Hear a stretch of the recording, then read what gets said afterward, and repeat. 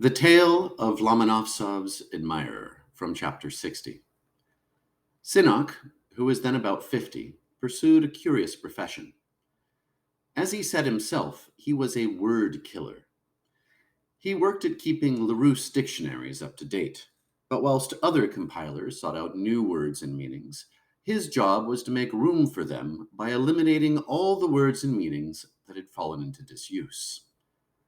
When he retired in 1965, after 53 years of scrupulous service, he had disposed of hundreds and thousands of tools, techniques, customs, beliefs, sayings, dishes, games, nicknames, weights, and measures.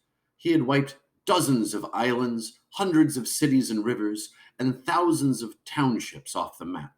He had returned to taxonomic anonymity hundreds of varieties of cattle, species of birds, insects and snake, rather special sorts of fish, kinds of crustaceans, slightly dissimilar plants, and particular breeds of vegetables and fruit, and cohorts of geographers, missionaries, entomologists, church fathers, men of letters, generals, gods, and demons had been swept by his hand into eternal obscurity. Who would know ever again what a vivagraphe was, a type of telegraph consisting of watchtowers communicating with each other? And who would henceforth imagine there had existed for perhaps many generations a block of wood on the end of a stick for flattening watercress in flooded ditches, and that block had been called a chouelle? Who could recall the velocimane, masculine noun, from Latin velox, ossus, speedy, and manus, hand, special locomotive device for children, resembling a horse, mounted on 3 or 4 wheels, also called mechanical horse.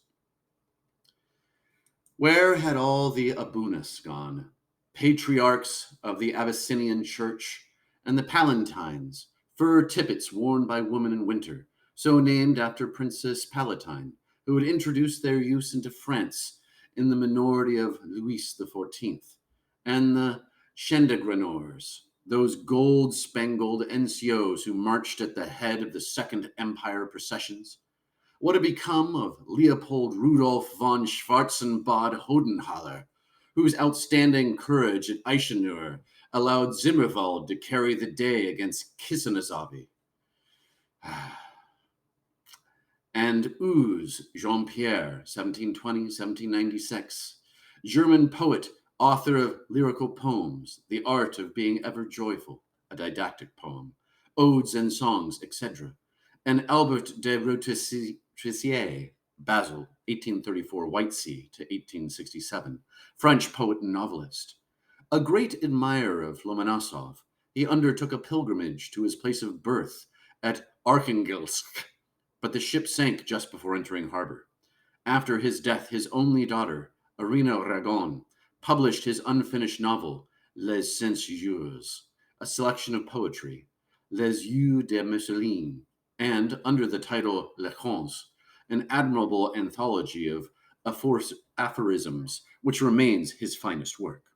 Who would know now that Francois Albergati Capricelli was an Italian playwright born at Bologna in 1728, or that the master Castor Rondeau, 1493 to 1543, had been responsible for the bronze door of the funeral chapel at Karnak?